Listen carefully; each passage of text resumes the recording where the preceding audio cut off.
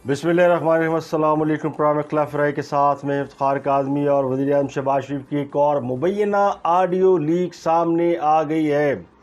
Social media पर सामने आने वाली मुबैना ऑडियो लीक में शहबाज शरीफ की किससे गुफ्तगू हो रही है, क्या गुफ्तगू हो रही है और इसका इम्पेक्ट क्या आएगा। और ये गुफ्तगू ऐन उस वक्त सामने आई है जब शहबाज शरीफ मुल्क से बाहर हैं और कल ही उनके एक बड़े अहम केस का फैसला हुआ जिसमें उनको बाइज़्ज़त तौर पर बरी कर दिया गया है। तो उनकी बरीयत जो है वो लगता यूँ कि कुछ लोगों से हज़म नहीं हुई और ये ऑडियो लीक्स उसी ऑडियो लीक्स का तसलसल है जो कि इससे पहले वज़ीर-ए-आज़म हाउस से बहुत सी ऑडियो लीक्स सामने आई थी, उसी का एक तसलसल है। लेकिन ये हैकर वो नहीं है जो हैकर किसी और किस्म की वीडियो, जो इमरान खान साहब की वीडियो जारी कर रहा है वो हैकर और है, जो शहबाज शरीफ की वीडियो जारी कर रहा है लगता ये कि वो हैकर और है। और जो दूसरा हैकर है उसने भी जुम्मे के दिन नई वीडियो रिलीज़ करने की धमकी दी है। तो लगता यूँ है कि ये ऑडियो भी उसकी पेशबंदी है और उस पर भी बात करेंगे। लेकिन दूसरी बड़ी ख़बर ये है कि हाँ साहब ने अपने घर के आसपास जैमर लगवा लिए और उनके घर के करीब अब मोबाइल इस्तेमाल नहीं हो सकता। कहने वाले कहते हैं कि वो सेटेलाइट फ़ोन इस्तेमाल कर रहे हैं।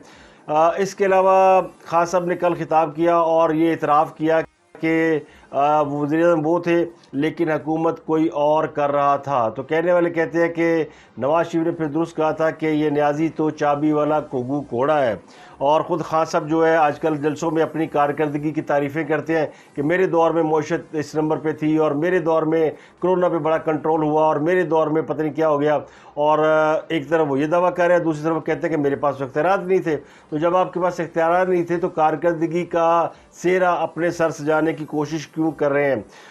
एक उन्होंने दावा और किया कि 3.5 साल में उनको अगर आधी पावर भी मिल जाती तो वो शेर शाह सूरी से मुकाबला कर लेते। तो हाँ साहब ने बहुत सी बातें की हैं, इन बातों का जिक्र करते हैं। सबसे पहले इन्हीं पे बात कर लेते हैं क्योंकि इसके बाद कुछ ख़बरें और भी हैं वो भी आपसे शेयर करेंगे। और उसमें सबसे अहम ख़बर है कि पंजाब में उमर सरफराज चीमा को मुशीर दाखिला बनाने का फ़ैसला किया गया है।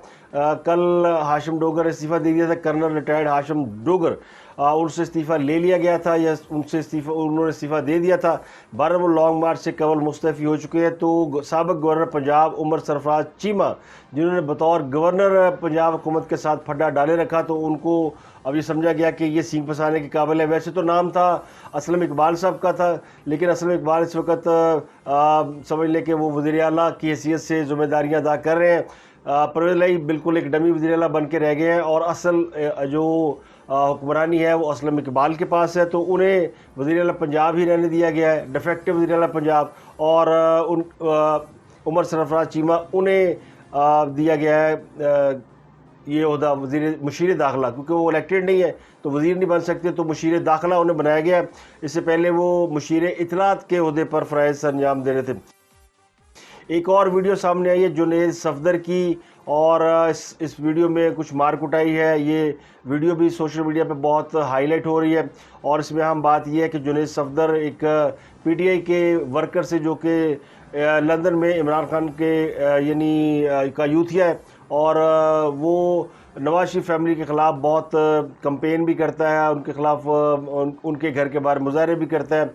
तो उसके साथ मुलाकात हुई जुनैद सफदर की और इस मुलाकात में वाज़ेह तौर पर नज़र आ रहा है कि जुनैद सफदर उसकी एहतजाज को, प्रोटेस्ट को ओन कर रहे हैं।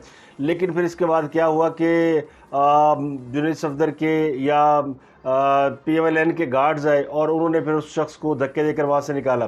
तो इसके 2-3 पोर्शन करके हाईलाइट किए जा रहे हैं। जो मुस्लिम लीग नून वाले हैं वो जुनैद सफदर की जो ख़ानदानी रख रखाव वाला ज़रफ़ी और तरबियत, उसका हाथ मिलाना, उसको उसकी अप्रिशिएट कर रहे हैं। मैं देखा हुआ आपने, आपको पता है मैं आपकी फैमिली के खिलाफ क्यों हूँ? करें आप प्रोटेस्ट नहीं, मैंने प्रोटेस्ट। जबकि दूसरी तरफ PTI वाले वैन पा रहे हैं कि जनाब उत्थे बंदे ने पुटता है।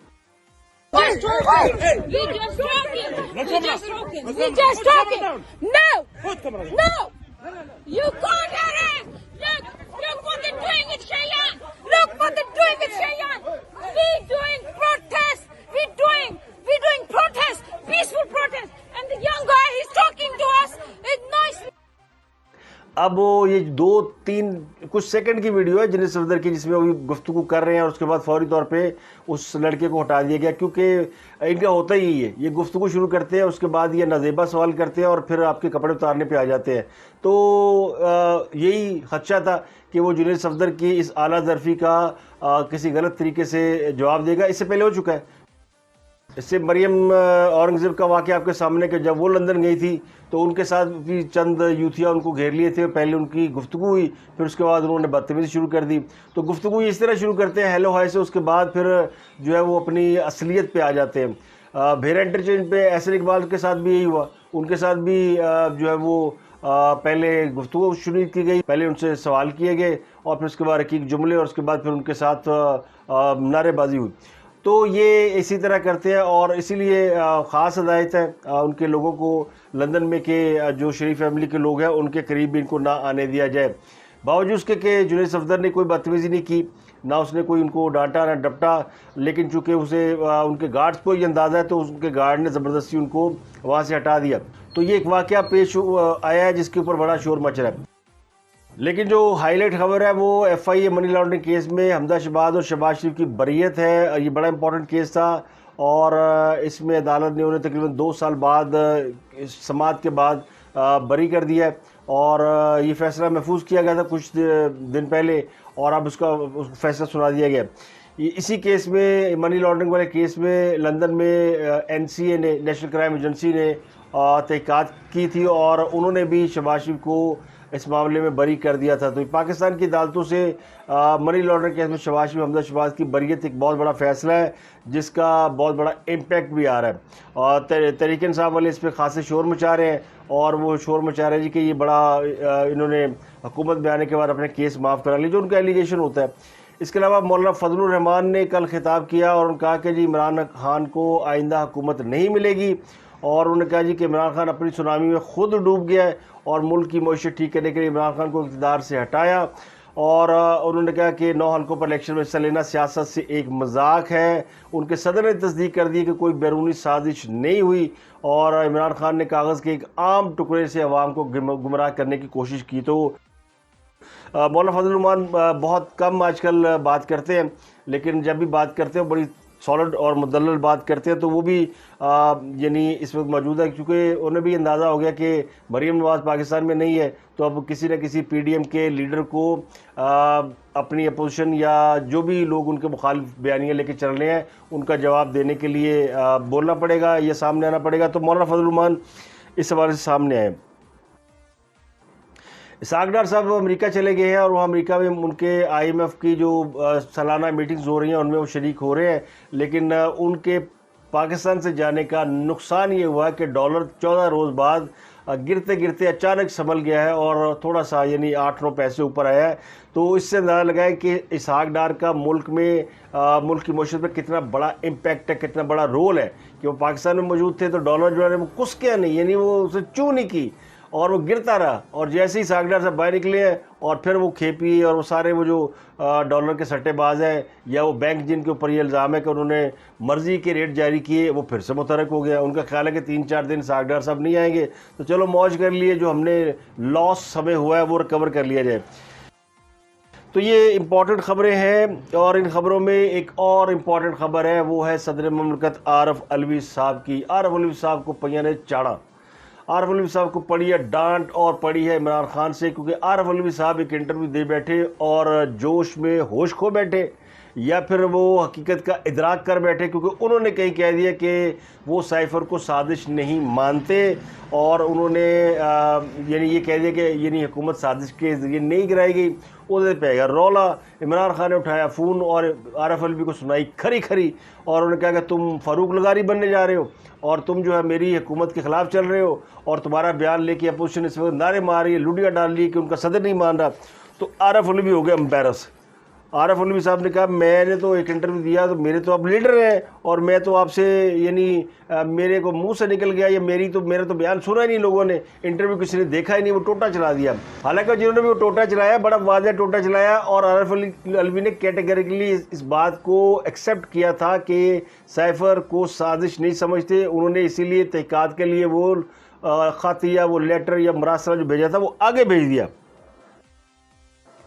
وہ فواد چودھری نے کہیں جا کے عمران خان کو بریف کر دیا, انہوں نے کہا صدر تو سانو مروا دے گا, عارف علوی عارف ٹھگوی ہے اور عارف یعنی وہ خیالوی ہو گیا ہے, اس کو تو سمجھ نہیں آ رہی, لگتا ہے کہ انہوں زیادہ چڑھ گئی ہے, وان صدر جی بیٹھا ہوا ہے, اسی سڑکیں دھکے کھا رہے ہیں اور عارف علوی صاحب مزے کر رہے ہیں, وہ ایک ٹکٹ میں 2 مزے لے رہے ہیں. تو ان کو بڑی یعنی سخت ڈانٹ ڈپٹ کے بعد پھر ان کو ایک انٹرویو مینیج کرانا پڑا. وہ انٹرویو مینیج کہاں کرا سکتے ہیں, ایمرجنسی پہ پھر ایک ہی چینل کام آتا ہے, اس کا نام ہے ایئر وائی کو کال کیا ہو یار میرا ایک انٹرویو چلاؤ یار, بڑا خان ناراض ہے اور خان تو میں نے جو ہے نا مطلب گالی کر دیتی نے.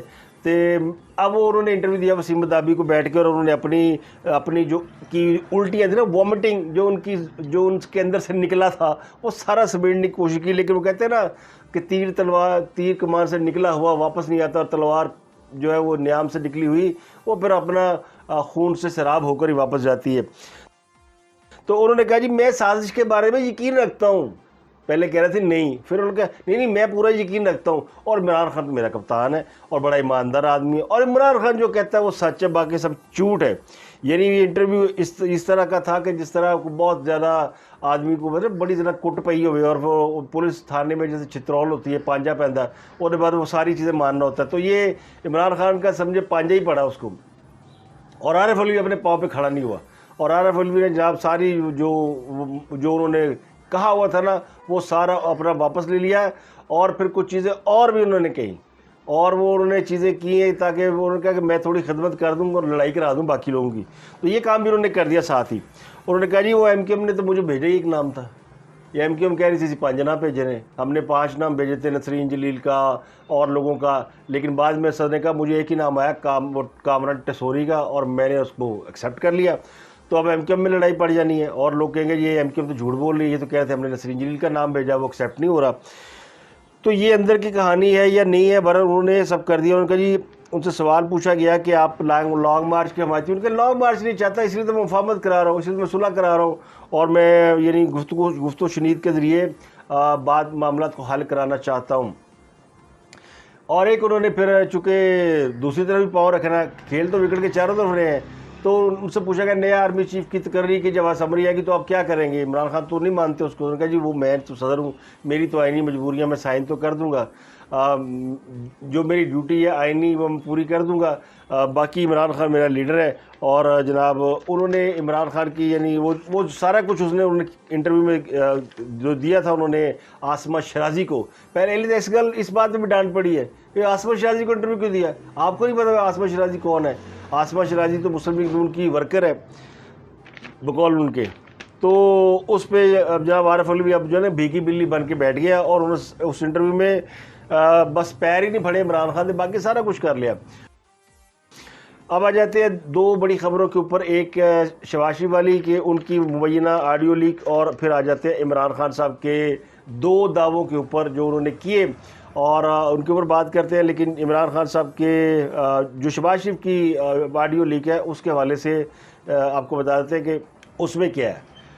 اس آڈیو لیک میں ایک نامعلوم شخص شہباز شریف سے یہ کہہ رہا ہے کہ ایاز صادق صاحب کہہ رہے ہیں پیپل پارٹی والے ایسے پی ایم سے بھی شیر مارے ہیں. یہ ہوتا ہے یعنی معاونین خصوصی, جس پر شہباز شریف کہتے ہیں کہ ہاں بالکل بلاول نے بات کی تھی, جس کے بعد نامعلوم شخص کہتا ہے کہ یہ پھر آپ دیکھ لیں, ہم نے ظفر محمود کو لگانا ہے, جہانزیب صاحب کو لگانا ہے.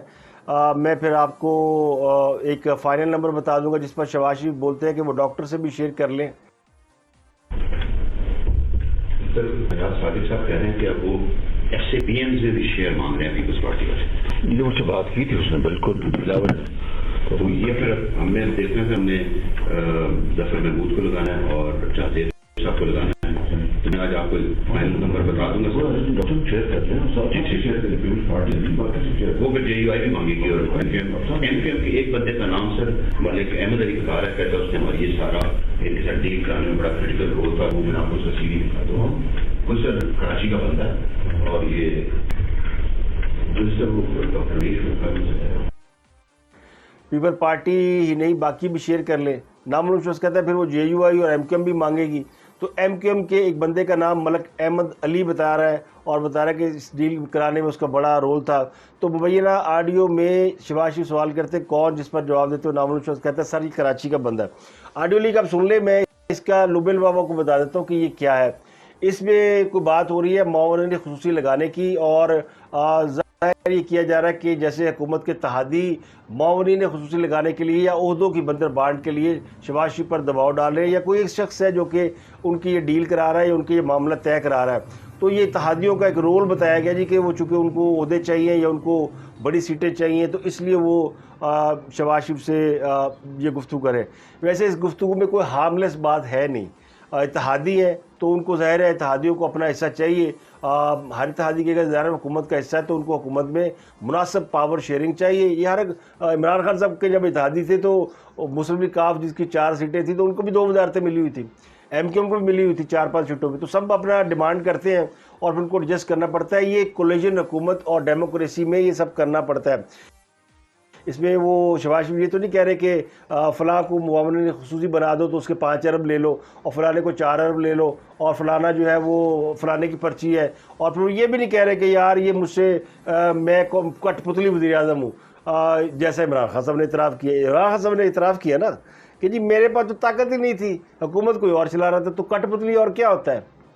اور کیا ہوتا ہے؟ خاص سب بڑے ڈینگے مارتے میں جب اقتدار میں آؤں گا تو میں ایسا وزیر اعظم نہیں بنوں گا، میں ایسے کر دوں گا. بنے وہی وہ جو کہتے ہیں وہی ہوتے ہیں. اب بھی وہ جتنے دعوے کر رہے ہیں انہوں نے کرنا وہی ہے، اور اب وہ ایسے دعوے کریں جس کو پہلی بار کو حکومت ملے گی تو وہ نیا کام کرنے جائیں گے. جو پہلے کر لیا اس سے ہٹ کے کیا کریں گے؟ اور پہلے آپ کے حکومت بھی، آپ کی اختیارات بھی آپ کے، سارے جوڈیشری بھی آپ کے ساتھ، فوج بھی آپ کے ساتھ، تمام ادارے. عمران خان صاحب سے زیادہ طاقتور کون تھا جس نے 2 بڑی جماعتوں کو، بلکہ ساری جماعتوں کو دیوار سے لگا رکھا تھا، بلکہ دیوار میں چنوا رکھا تھا. جس کو چاہتے تھے ریب اٹھا لیتی تھی، جس پہ چاہے ایف آئی اے کیس کر لیتی تھی. تو جتنا دباؤ عمران خان کا حکومت کے اداروں پر تھا کسی اور کا نہیں تھا. اور وہ کہتے میرے پاس تو اختیارات نہیں تھے. تو پھر یہ جو آپ کریڈٹ لیتے ہیں کہ جی میرے دور میں برآمدات سب سے زیادہ ہوئی، ایکسپورٹ سب سے زیادہ ہوئی میرے دور میں، اور میرے دور میں گروتھ ریٹ بڑا ہائی تھا، میرے دور میں کرونا بڑا زبردست تھا، میرے دور میں انڈسٹری بڑی زبردست. یہ کس بات کے کریڈٹ لیتے ہیں؟ میں میرٹ میں بندے لگانا چاہتا ہوں، میرے پاس اختیارات نہیں تھے اور میں شیر شاہ سوری بن جاتا. استغفر اللہ. یعنی یہ شیر شاہ سوری سے مقابلہ کرنے چلے ہیں. پتہ نہیں شیر شاہ سوری کو کوئی کمیڈین سمجھا ہوا. شیر شاہ سوری جو ہے وہ اس کا ایک نام ہے جس کا نام آج بھی زندہ ہے. جو کام اچھا کرتا ہے، جس کی گورننس اچھی ہوتی ہے، جو یہ ہندوستان کے اندر سڑکوں کا جال بچھا ہوا ہے، جی ٹی روڈ وغیرہ، پھر ان کے جی ٹی روڈ کے ساتھ جو ان کی جو پٹرولنگ پولیس تھی، پھر ان کی جو سرائے تھی یا ریسٹ ہاؤس تھے، یہ سارے شیر شاہ سوری کے دور میں تھے. اور انہوں نے جو سڑکیں بنائی تھی وہ پروٹیکٹڈ سڑکیں تھیں. تو شیر شاہ سوری کا ایک نام ہے. پتہ نہیں ان کو خواب آیا، کبھی بنتے ہیں مدینہ کی ریاست کے والی اور کبھی شیر شاہ سوری بننے چلتے ہیں. تو یہ ایسے ہی لمبی چھوڑتے ہیں. کل کو کسی اور کو کیا نام لیتے ہیں کہ میں فلانا بننا چاہتا ہوں، میں فلانا بننا. تو خواب دیکھنے میں کوئی پابندی تو نہیں ہے نا. اور پھر اگر آپ نے حوروں والے ٹیکے لگائے ہوئے ہیں، کچھ اور لیا ہوا ہے، تو پھر اس طرح کی باتیں کریں گے. تو یہ وہ اعتراف پتہ کہ ان کے سامنے کہہ رہے تھے. کل انہوں نے ملاقات کی اپنے صحافی کارکنوں کے ساتھ. وہ سینئر صحافی لکھتے ہیں تو سینئر صحافی کارکن کہہ دیتے ہیں. تو سینئر صحافی کارکن جو اوپن ہے، جن کے بارے میں کسی کو کوئی شبہ نہیں کہ وہ خان صاحب کے یوتھیا کیمپ کا حصہ ہے، تو ان پہ مجھے بھی کوئی اعتراض نہیں ہو. وہ انہی لوگوں سے ملتے ہیں کیونکہ ان میں سے کوئی سوال نہیں کرے گا. وہ سارے خان صاحب کی تعریفیں کریں گے. خان صاحب نے یعنی تعریفوں میں زمین و آسمان کی کلابیں ملا لیں گے اور ان کے مخالفین کی بیشنگ کریں گے اور خان صاحب سے کوئی سوال نہیں پوچھیں گے جس سے خان صاحب کی طبیعت پہ کوئی ناگوار گزرے. اچھا مجھے سارا پتہ ہے کہ صحافیوں کو کیسے بلایا گیا اور وہ صحافی کون تھے جنہوں نے شرکت کی، لیکن مجھے کسی پہ کوئی اعتراض نہیں. اور ہر جماعت کی اپنی مرضی ہے. وہ لائک مائنڈیڈ لوگوں کو بلاتے ہیں. مسلم لیگ نون والے بھی یہی کرتے ہیں. وہ کون سا پوری جرنلسٹ انڈسٹری کو کہتے ہیں کہ آ جائیں. وہ بھی سلیکٹڈ لوگوں کو بلاتے ہیں. انہیں بھی پتہ ہوتا ہے کہ کون ہماری مرضی کا بندہ ہے، کون ہمارے مطلب کا بندہ ہے، کون ہماری مرضی کا سوال کرے گا، اور کون ایسا ہے جو کھڑے جو ہے وہ طوطے اڑا دے گا، یعنی ایسا سوال کرے گا جس سے بندے کے طور پر بھول جائیں گے. تو وہ نہیں بلاتے، کوئی بھی نہیں بلاتا. تو خان صاحب نے کہا کہ میرٹ پہ لگانا چاہتے ہیں آرمی چیف، جج اور فلانا. خان صاحب کا میرٹ آپ کو یاد ہے نا. خان صاحب کی کابینہ میں جو 50+ کابینہ تھی اس میں 19 لوگ وہ تھے جو غیر منتخب تھے، جن کا نہ سیاست سے کوئی تعلق تھا، نہ وہ کسی جگہ سے الیکٹ ہوئے، کوئی کونسلر منتخب نہیں ہوئے. تو تو یہ خان صاحب کا میرٹ یہ ہے، یعنی خان صاحب کا میرٹ عامر کیانی، خان صاحب کا میرٹ عاصم سلیم باجوہ جو ان کے معاون وزیر اطلاعات بھی بنے، پھر سی پیک کے ہیڈ بھی بنے، ان کے زلفی بخاری کو کون جانتا تھا؟ یہ کون سا میرٹ تھا؟ یہ خان صاحب کا دوست، اور یہ میرٹ تھا خان صاحب کا۔ ندیم بابر کو کون جانتا تھا؟ ندیم بابر خان صاحب کا میرٹ تھا۔ افتخار درانی، ظفر مرزا، ڈاکٹر ظفر مرزا، پھر وہ تانیہ درس، ایک لائن ہے، ایک لائن لگی ہوئی ہے جو خان صاحب نے لوگوں کو، یہ ان میں سے کوئی بھی میرٹ پہ نہیں تھا، پھر ان کو ہٹانا پڑ گیا۔ پھر پنجاب کے اندر آپ نے بہنوئی کا پلاٹ نہ چھڑانے پر کتنے آئی جی بدلے کہ جی میرے بہنوئی کا پلاٹ نہیں چھڑا سکتے، میں کہتا وزیر اعظم ہوں۔ یہ میرٹ تھا کہ آپ کے بہنوئی کا پلاٹ کو چھڑا دے تو وہ صحیح ہے، باقی سارے غلط ہیں۔ تو خان صاحب نے جتنی میرٹ کی دھجیاں اڑائی ہیں شاید ہی کسی نے اڑائی ہوں، اور اس لیے ان کی باتوں پہ لوگ زیادہ ان کو سیریس نہیں لیتے کہ میرٹ پہ میں آرمی چیف لگانا چاہتا ہوں۔ میرٹ پہ جب آپ کون ہوتے ہیں آرمی چیف لگانے والے؟ جب آپ تھے تو آپ نے میرٹ آپ نے دیکھا کہ آپ نے آرمی چیف کو ایکسٹینشن دے دی۔ آپ کا میرٹ یہی ہے، آپ میں اتنی ہمت نہیں ہوئی کہ نئے آرمی چیف لگا سکیں۔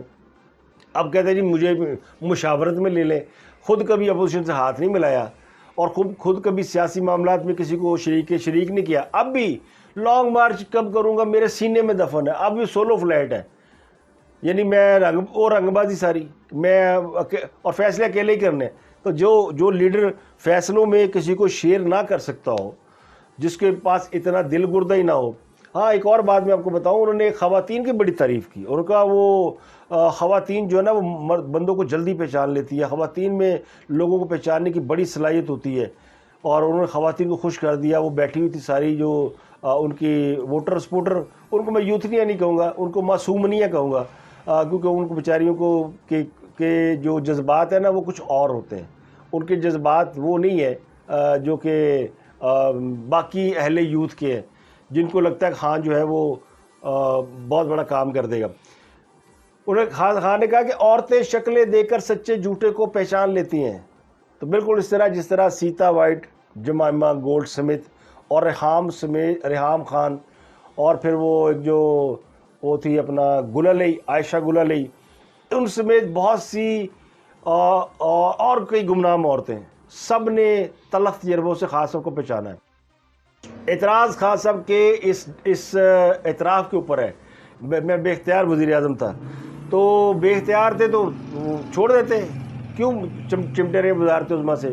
اور اب کس بات کی گارنٹی کہ آپ کو بڑا اختیار مل جائے گا؟ اور آپ ابھی بھی آپ ان لوگوں سے جن کے اوپر آپ کا الزام ہے کہ جی انہوں نے مجھے اختیار نہیں دیے، انہیں کی منتیں کر رہے ہیں کہ مجھے اقتدار واپس لے آؤ۔ چلو فرض کریں وہ لے آتے واپس تو آپ کو اختیار دے دیں گے؟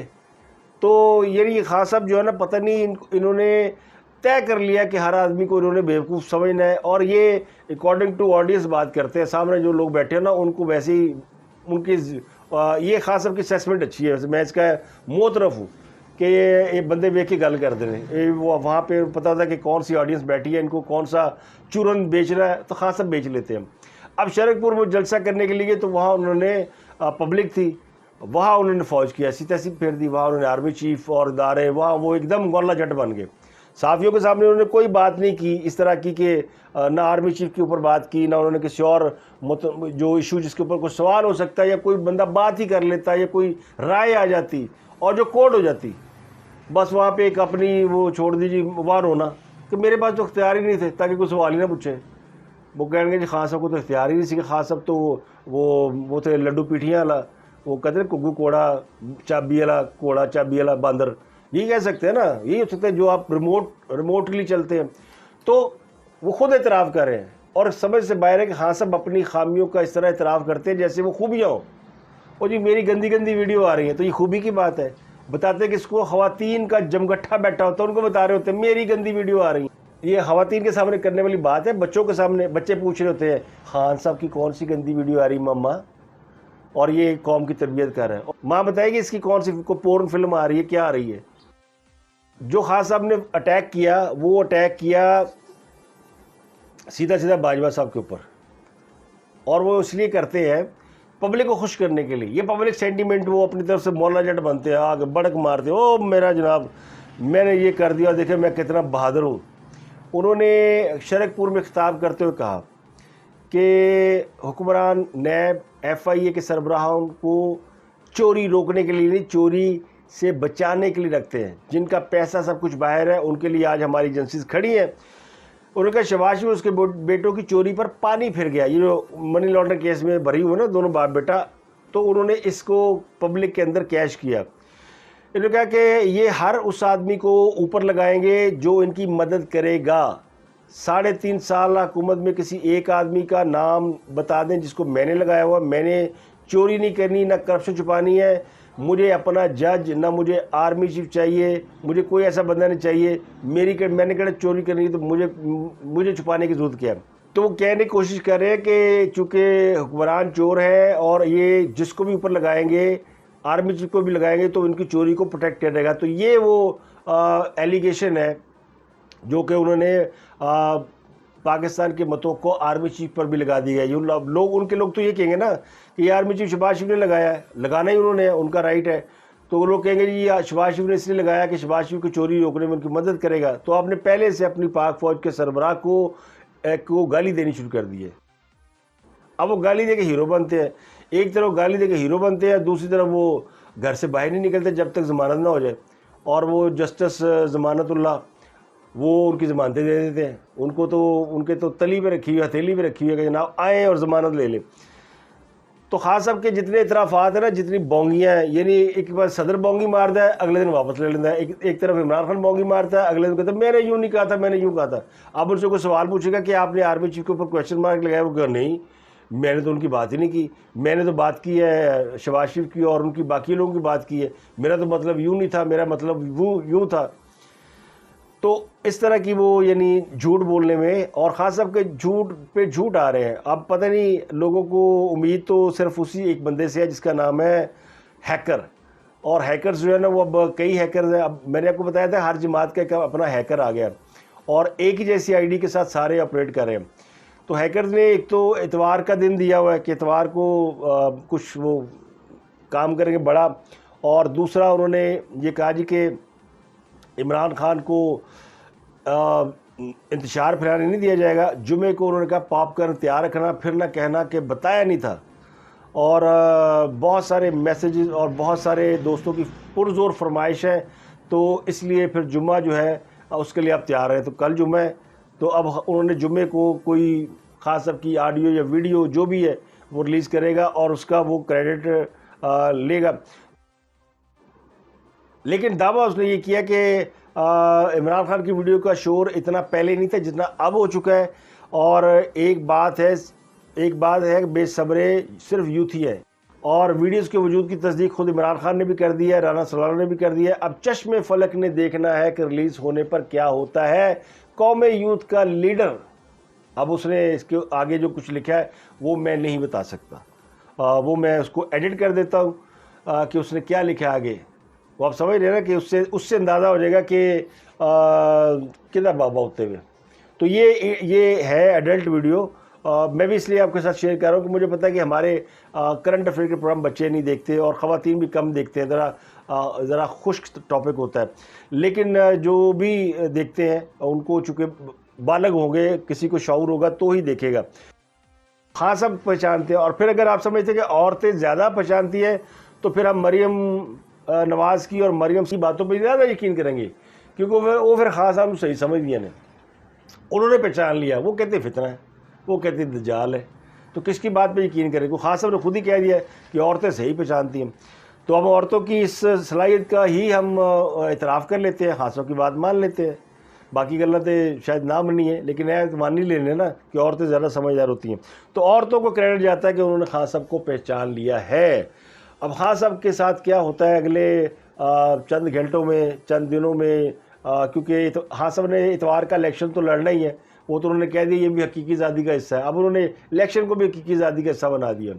تو چلے الیکشن لڑ لیں، لیکن اس کے بارے میں بھی دعویٰ یہ ہے، دعویٰ کرنے والا ایک ہی شخص ہے، وہ ہے ہیکر. وہ کہتا ہے اتوار کی شام تمہارے نام یعنی عمران خان کے نام ڈیل کیسے ہوئی، کس نے کی.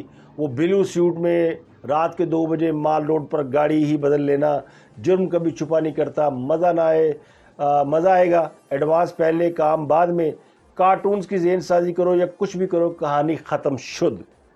یعنی یہ ہیکر کا پیغام ہے.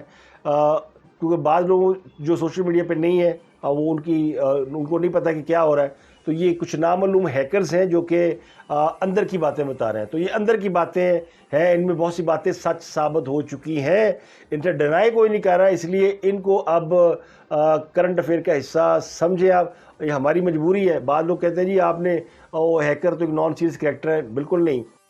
اسی ہیکر نے آڈیو لیکس پہلے جاری کی ہیں اور اس کی آڈیو لیکس اتھینٹیکیٹ ہیں، ان میں تصدیق ہو چکی ہے، مان چکے ہیں. جن کی آوازیں ہیں وہ مانتے ہیں ہماری آوازیں ہیں، ہم موجود تھے. سوال صرف یہ کہ یہ ہیکر کون ہے اور یہ آڈیو کیسے لیک ہو رہی ہے.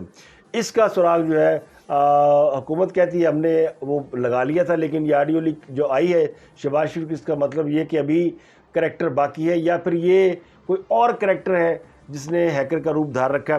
تو ایک لڑائی یہ بھی جاری ہے. تو آپ سے ملاقات ہوتی ہے اگلے ولاگ میں. اپنا اگرد نوا کے لوگوں کا خیال رکھیے گا. سیاسی صورتحال میں آپ نے ٹینشن بالکل نہیں لینی، آپ نے انجوائے کرنا ہے اور دعا کریں کہ یہ جتنے حمام میں ننگے ہیں ان سب کی اصلی شکلیں آپ کو نظر آئیں. تو فی الحال صورتحال کو انجوائے کریں اور دعا کریں کہ جو کچھ ہو ملک و قوم کے لیے بہتر ہو، اچھا ہو. اپنا اگرد نوا کے لوگوں کا بہت خیال رکھیے گا.